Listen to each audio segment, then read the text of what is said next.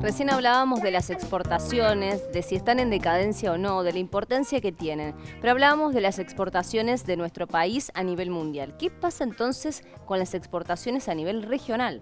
Recordemos que las peras y manzanas de la región son muy reconocidas y obviamente muy buscadas a nivel mundial. Y vamos a repasar, Rami, si te parece rápidamente, en placas cómo estamos en cuanto a exportación de manzanas y peras, nuestro trabajo al mundo y una comparación interanual.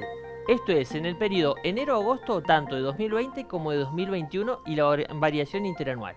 Ahí está, para Brasil y obviamente la comparación con otros países del mundo, para Brasil es una variación interanual del 5%. Y ahí vemos, por supuesto, cómo varía el pesaje, la tonelada, entre el año 2020 y 2021. Estamos hablando del periodo de enero-agosto en el 2020, estábamos hablando de 72.649 toneladas que se habían exportado, y en el 2021, perdón, 76.185. Cerca de 4.000 toneladas más, ¿no? Exactamente. Para este periodo de este año, por lo menos para Brasil.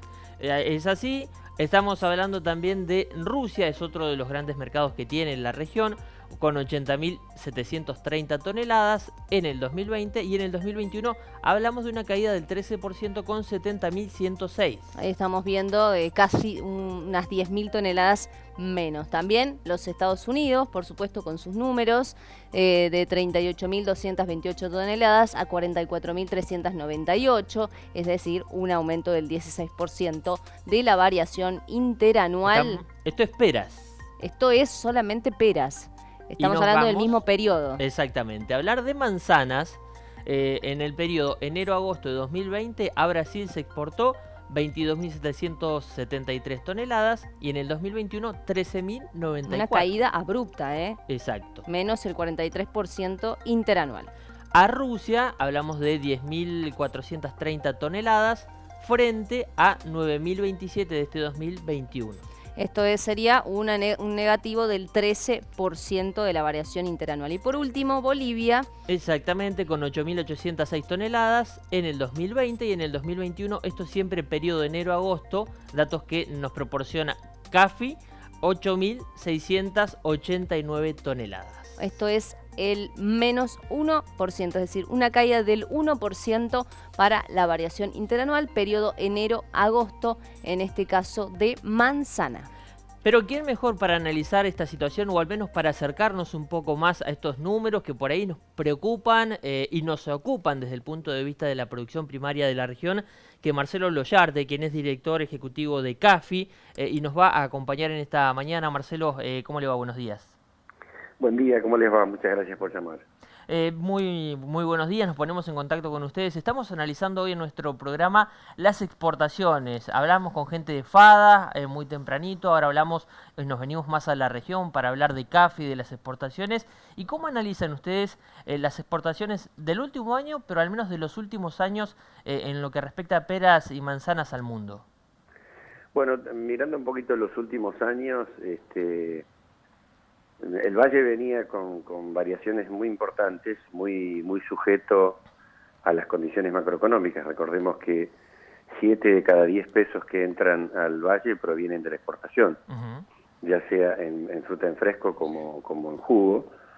Por lo tanto, es una actividad muy dependiente, y especialmente en peras, muy dependiente de la exportación. Por lo tanto, la competitividad a nivel internacional siempre fue el factor crítico para aumentar las exportaciones, obviamente también en un mercado internacional donde no somos los únicos que jugamos, ¿no? Entonces, variantes como la producción que tenga el hemisferio norte, como la sustitución de producción local, cosa que estamos viendo últimamente en algunos países que se han largado a producir su propia fruta. Pero en líneas generales te diría que a partir del 2016, 2017, las exportaciones de alguna manera fueron tendiendo a estabilizarse. Hemos perdido mucho terreno. Recordemos que Argentina fue durante muchos años el principal exportador mundial de peras. Claro. Y estuvo dentro de los 5 o 6 exportadores más importantes de manzana. Bueno, hoy ese lugar en manzana lo hemos perdido. Sí, seguimos siendo un exportador importante, pero no el exportador más grande de peras. Pero entendemos que de alguna manera hay como cierta estabilidad en el comercio internacional, con algunas variantes que, como decía recién, son condicionantes, ¿no? Si el hemisferio norte tiene fruta o no tiene, cómo está el tipo de cambio de nuestros competidores del hemisferio sur. Recordemos que en el negocio frutícola el hemisferio sur abastece fundamentalmente al hemisferio norte.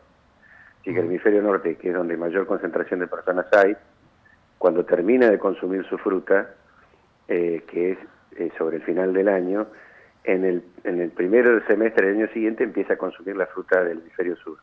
Y ahí nosotros competimos con Sudáfrica, con Chile, con Nueva Zelanda, con Australia, y muchas veces hemos perdido competitividad en manos de esos países, por eso tuvimos caídas. Pero en los últimos años, de alguna manera, hay niveles más bajos, pero cierta estabilidad en los volúmenes generales. En relación...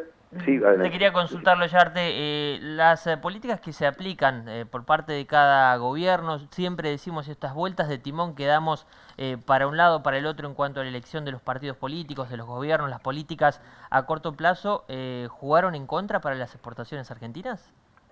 Siempre la estabilidad política resulta, y fundamentalmente la certidumbre, ¿no? Uh-huh. La incertidumbre es absolutamente contraria a cualquier desarrollo de cualquier actividad económica. La cuestión más compleja que ha tenido históricamente una actividad exportadora como esta ha sido un factor que lo vimos durante mucho tiempo en el Valle, que fue cuando el tipo de cambio oficial, que es por donde se cobran, digamos, las exportaciones, se mantiene estable y la inflación, sin embargo, crece mucho. Claro. Porque ¿eso qué significa? Que los precios en dólares se mantienen iguales, pero los costos en dólares crecen mucho. Entonces, la pérdida de competitividad viene mucho por ese lado. Este año nosotros estamos muy atentos a ese tema porque estamos viendo algo similar, es decir, un tipo de cambio muy fijo, muy ajustado, y sin embargo la inflación creciendo mucho, con lo cual si uno lo pasa a dólares, los costos en dólares vuelven a crecer otra vez. Estamos monitoreándolo de cerca, es un escenario que nos tiene ocupados, digamos, ¿no? Es decir, a ver cuál va a ser el verdadero tipo de cambio con el que vamos a llegar a la temporada que viene.